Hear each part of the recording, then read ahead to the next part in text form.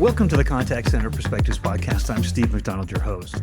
Today, we have a very, very special conversation and guest here with Afshan Kinder.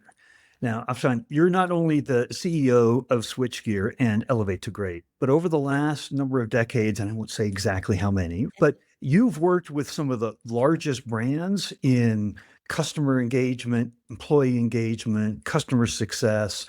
You have created an entire business that you now train organizations and help and support organizations in all of that. You've written 4 books on the subject, including Call Centers for Dummies. And you're writing a 4th book because the importance and introduction of AI and how that's impacted the business has created the necessity for that. But before we get into the subject today, which is how to get out of our own way to be growth accelerators in our business, I'd love to have you just maybe explain a little bit more about your background, and then we'll dive right in. For sure. I kind of got out of university without really having any direction. So I ended up getting a job in a call center. And I had a passion for customers. Our CEO at the time was so customer centric and a passion for the employee experience. And when you have that passion, you just organically grow in that environment and learn as much as you can. And I have to say, having been a senior vice president, VP, like lots of senior roles with lots of autonomy and strategy, the hardest job I had was an agent. I have so much respect for those people who are on the front line, being able to think on their feet, being able to make a connection in 20 seconds, having to be consistent in every single interaction. Like that to me is a very difficult job. I don't know if we actually demonstrate that in senior roles. We get our moments, but I have to say my hat is off to every frontline customer facing team member, whether they be retail or contact center or any other type of channel that customers visit. Well, thank you. We're going to dig into all of this in terms of the importance and what are the growth accelerators and how do we pull the right levers. But I want to just start out here and say it was really interesting because in our first conversation, your point of view was that some of the biggest growth accelerators, the challenges to creating those growth accelerators, are actually internal. And I wanted to give you just a chance to start out here and just kind of explain your point of view and what you're thinking on that. Yeah, absolutely. I've been going to my clients and my CEO or the C-suite are saying, put AI in your organization. And they're looking at me like, where, how, when? And so there's a lot of buzz around AI creating a great deal of efficiency, and certainly it does, but without giving a clear vision as to how you see technology be introduced, how you see certain goals being achieved, that's where that lack of clarity causes confusion within an organization and therefore almost pits one department to another as each one of them are trying to achieve the goal, but not working together to achieve that goal. So I think there's a focus on numbers, understandable. We'll all hear about it, making money. However, it's a loose direction for the lower levels. And that's how we get in our way. We don't have that agility that we're looking for in organizations through the lack of clarity. And sometimes what we say when there's low clarity, there's high resistance. There's a new shot. People just don't know what to do. So they do nothing or they do the wrong thing. So I really feel that the C-suite, if I was to give some advice, is not to be prescriptive, but to have some clarity in terms of strategy and design and those kind of streams between people, process, and technology, and how do they all work together. I mean, here's what I think is great about you being a third-party voice for your clients is we've all been in those C-suite or board meetings, and we're talking about how's this quarter doing? How are we going to be doing next quarter? It's very short-term focused, and we talk about what's in our way, what's the go-to-market plan, and how are we accomplishing this? The challenges to that go-to-market plan, usually we point outside. We usually point to external things. We don't go into those board meetings saying, what are the greatest challenges is ourselves. We got to get out of our own way. So I think that having a third party voice that comes in and says, look, I've worked with lots of different organizations, and that internal clarity is one of the biggest challenges. How is this received when you're talking with your clients? You're talking about this internal clarity and what we need to do. Is it well received? Do they acknowledge it? Or is it something that you have to educate them on? There's 2 things that most people say, and one of my clients coined this really very well. She said, you know what, Afshan, I'm glad you came at this time because if you came a year earlier, we would have never said our baby was ugly until there's some understanding that we have pain points here that we need to really solve for versus looking at things with rose colored glasses saying, we're fine. We're doing great. Look at our Right. numbers. We're doing fantastic. There's nothing to fear. I'll give you a quick story. I remember I used to work for a very large global bank and we were a digital bank. So it didn't have bricks and mortar. So everything was all digital. And we were the only digital bank at that time back in the early 2000s. We go, no one's going to come in because it's very hard to get a license. Well, within a year of us saying that, we had three competitors. So sometimes to be forward thinking, you've really got to be transparent. And you don't have to necessarily tell everybody your sins, but you need to be clear about what's working and what's not working without pointing fingers. Work together to say, okay, what are the solutions? So we never come in to say, hey, this is wrong, that's wrong, because that doesn't help anybody. This is what you've done well, and here's how you can do something differently, and how this will actually enable you to be prosperous in the future. Because people have done a lot of good work in organizations to get them to that point. So you shouldn't disregard that at all. I think we should celebrate that. But we also need to look forward to say, hey, this part could use fine tuning. This part needs to revamp. This is the last conversation I had with a client just before I get on is that we need to disrupt your paradigms. And that is a very important part that we've got to help people with. And it's not a flash cut, it's a gradual kind of development of that disruption. Now, I imagine that when you disrupt paradigms, there is a message for middle level management, there is a message for the employee base, but there's a message for leadership and a buy in of leadership. Everything tends to work better when you have the support of leadership. So, how does that sell in process work? Do you start with leadership? Do you start with middle management? What's the best way to create that paradigm shift? It starts at the top. It always starts at the top because if the people at the top don't believe it, they can't actually support the actions and the activities of the people that are in the middle or even at the bottom. It's a trickle down. And where it's a bottom up is the feedback. So the bottom up saying, hey, it's working, it's not working. I've had this issue. And that's where the bottom up goes back to the C level. But the C level, like when we bring our programs in, we always want to make sure that the COO, the CFO, the CEO all buy in because what we do is a cultural change, whether it's making an organization customer centric and efficient at the same time or helping them through change as they implement AI. Because AI doesn't come out of the box, as we all know.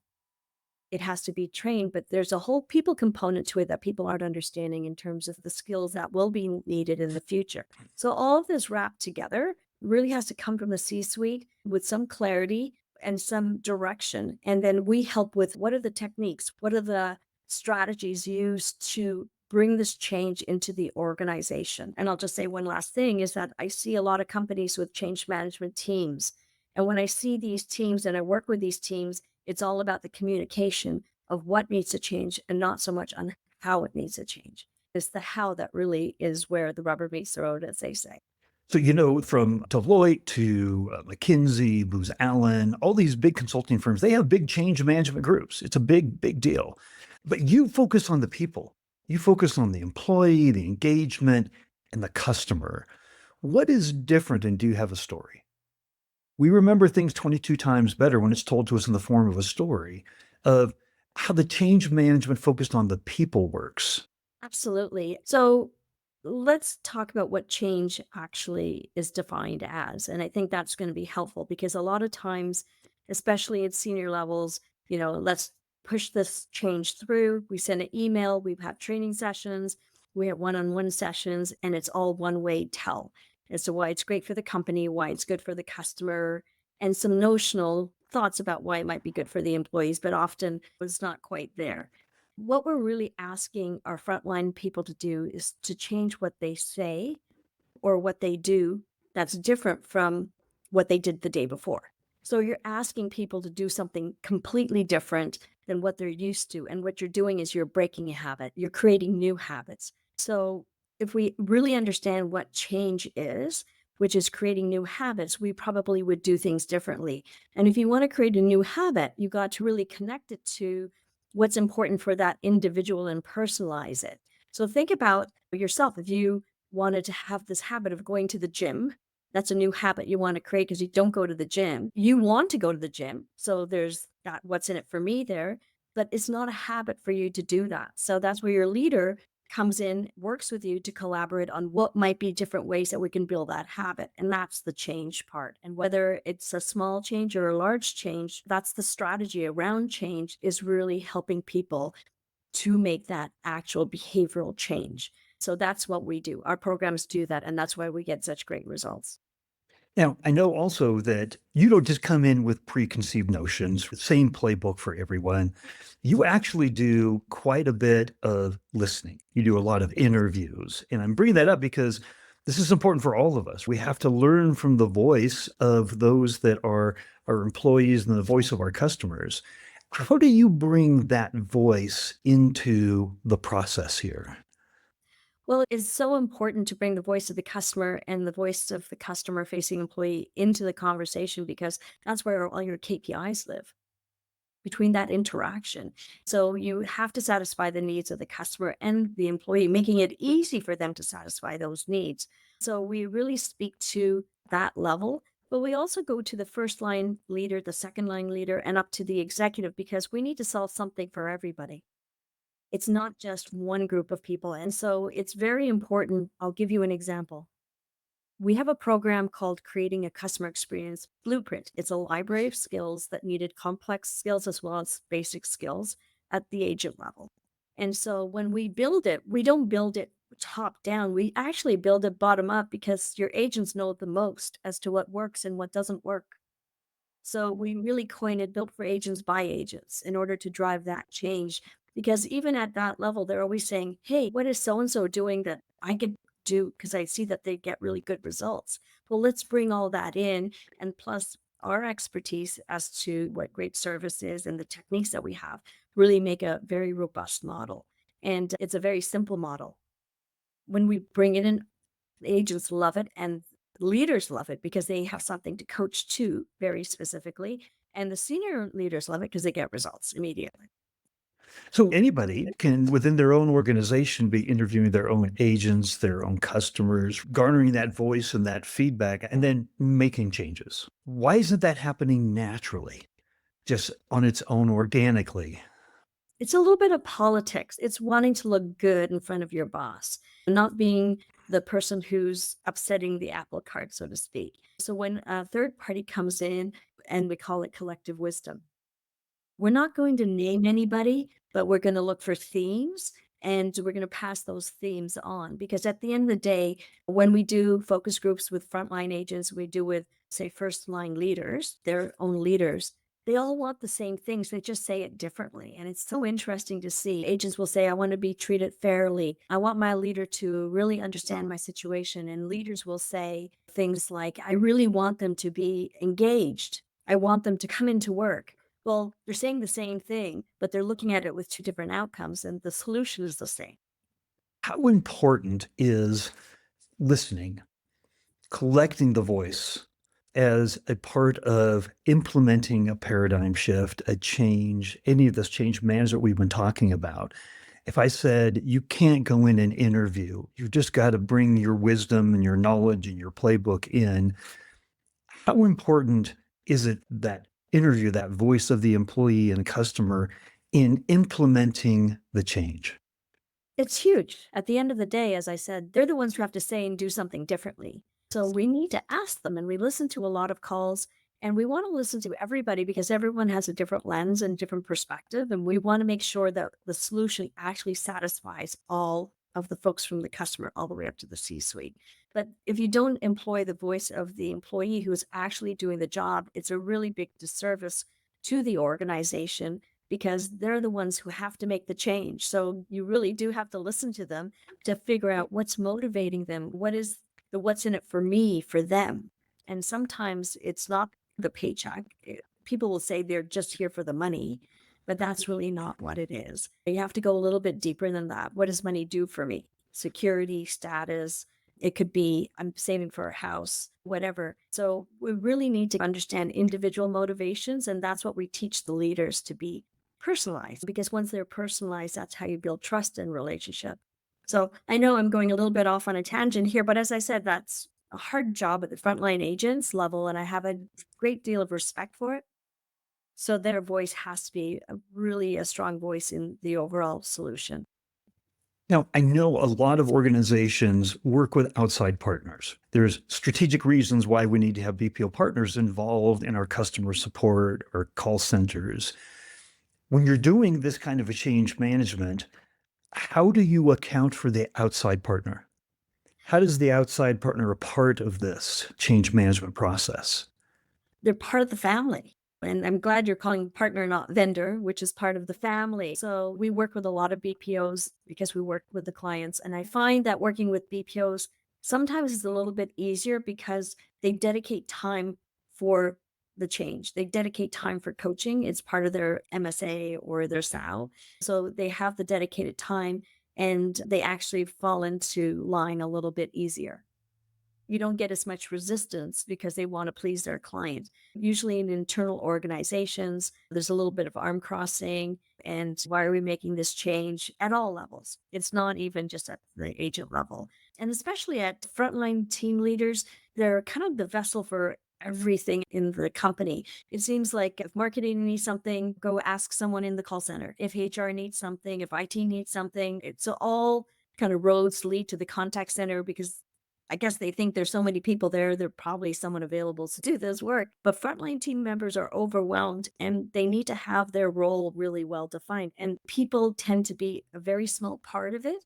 They do a lot of people stuff, but it's all in HR, performance management, writing people up. But in really developing people, that's the challenge. They're not spending enough time doing that. And if they did that, then they wouldn't be doing the other. I want to go back to you affirmed that I call them partners like BPO partner. And there's a lot of views, there's a widespread use of outside partners for call centers. There's also widespread kind of perception that, look, I want you to help me save costs, cover the hours that I can't. You've got to affirm our brand and our culture and don't hurt our CSAT scores. That's what I need from you. But when you and I talked before, when you call them a partner, they're a strategic asset for the company. And I just wanted you to be able to explain what you see and why they are a strategic asset and should be looked upon that way. Absolutely. They're an extension of your brand, and they have to be not looked at as a vendor because we're saving money. It's really we're working together to achieve this common goals. And the challenge is that remember back in school when we were learning all about computers, it was garbage in, garbage out.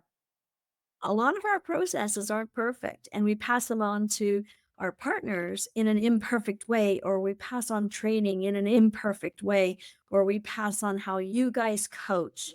And then some BPOs have good programs and some people don't. And what is coaching? That's the whole thing is a lot of people have different definitions of coaching, and I won't get into that rabbit hole. But remember, I was saying the lack of clarity at the C-suite and it's trickling down is a lack of clarity from corporations to their BPO. And they're not setting their BPO up for success because of the lack of clarity. So the BPO has got to figure out what does the client really want, and they do X thinking that's what the client wants when that's not what they're looking for. Like even a benchmark of what good sounds like in a customer interaction, as an example. That's a great example. And would you also agree that these outside partners, they work with many organizations, so they have best practices outside of your organization in our paradigm of how we think about doing things, but they bring in best practices, they bring in benchmarks, they bring in a fresh third-party perspective. Is there a value in looking at an outside partner as a strategic asset more than just continuing on the programs we have in place, but helping support us in ways that we haven't thought of before, in ways that we can't, because we only see our data. We only know what we know from our purview. Is there validity in that? Absolutely, but it depends on the partner. There's some people who get into being a BPO because it's profitable for them and they don't have all the mechanisms in place and the processes in place. So you get that kind of BPO, then you get the global BPOs, the big guys who are very, very structured, too structured that they're not nimble enough for a specific requirement for a client. And I'm speaking from experience. I've worked with some of the big BPOs with big corporations, And when we bring in what the role of a leader is, it's not the role that they have because they're an organization where we just tell people what to do and they should just do it versus being in a collaborative environment where you work together to create a strategic plan for you to develop. And then we measure how well I did first in supporting you, and then how well you did in implementation. So I think there's a variety of things. One of the things that we always recommend is the champion challenger model. So have at least two BPOs, do not have more than three BPOs. I think one organization, they had seven. It was like, I don't know what you're doing in seven. It's a lot to manage. But having two or even three at the most allows that innovation to occur because there's that friendly competition to innovate and to better the client's business. I love that. So I want to take a step back and go more global for a moment. Get your opinion on something because a little over a year ago, McKinsey came out with a study and they looked at very profitable organizations that had the greatest return on shareholder value across B2C and B2B organizations. And what they found was that the number one differentiator in the marketplace was CX. It wasn't product, wasn't price, like the bastions of how do we differentiate ourselves as companies. That on the technology side with rapid ChatGPT writing code and everything, like product performance, product differentiation is more fleeting. It is not a long-term sustainable way that we're going to grow and sustain that profitability in our businesses. Coming from the perspective where you work on employee engagement because better aged employees mean happier customers, more engaged customers. So this idea of CX as the number one competitive advantage for companies today, I just wanted to ask your opinion on that, what you thought of that. Absolutely. But I think it goes beyond employees. It also goes to technology. How easy is it for me as a customer to be able to go online and be able to do what I want to do? We just finished doing a benchmarking study across North America, Europe, and Australia on digital adoption and best practices of that. And we've got customers who are very digitally oriented, but they're calling us. Why are they calling us? They're calling you because in that moment in time, they happen to be in the car, not in front of a computer, and they can't use their cell phone because they'll get a ticket. So they're going to pick up the phone and call. So I think the customer experience or the digital experience has to be simple, has to be easy to use. We've talked about quite a bit. And what I'd love to do is I'd love to ask you if there was one takeaway that you wanted people to have from this conversation here, what would that be? So this comes from my banking experience. So we have disaster recovery plans, every company does, and we may have a customer recovery in the moment. But what we don't have is a proactive customer recovery plan. And I think it's really important. And when we think about random change and predictable change, you have to have a conduit to have that change take place right down to the minutia where you're asking someone to say or do something differently. And I really feel that having that strategy in place will really change that whole customer experience where it becomes a bit more consistent and it'll reduce your attrition because attrition happens when, I don't know what I'm doing. I don't know why things are happening. It creates that calmness because I'll give you a quick story. I used to work with a guy from the military a long time ago. And one of the things he taught me was he said, in the military, everybody knows their role. So if a particular line gets taken out, the one below and the one above know how to connect. Things keep on going regardless of who's not there. That's how well the military works. And so I think when you think of that kind of strategy for your business in terms of role clarity, having an ecosystem for change and making sure you understand what change is, saying something different, doing something different, and being proactive and knowing what changes are coming up, predictable or unpredictable, I think is a winning formula. I know it's a lot, but it can be done. I love it. Thank you, Afsan, for everything. It's eye-opening to think about we need to be thinking about change management all the time because it's the moment that we think we've got it all figured out is the moment that starts to come unraveled. I would just say one more thing. I would just maybe change it to saying it's change leadership. We lead change, we don't manage it. And I think that changes how we go about things because I really feel strongly that we need to lead our changes more than we need to manage them. If people had additional questions, which I know they will, would it be appropriate that we had maybe a link to your LinkedIn profile that people can get a hold of you? Yeah, absolutely. I'm always open to people asking me questions. I love to help people. So if someone has questions for me, I'd be happy to help. Fantastic. Well, thank you for coming on and sharing all these insights. I really appreciate it. You're very welcome, Steve. I so appreciate you taking time with me, and I'm very grateful to have this time with you.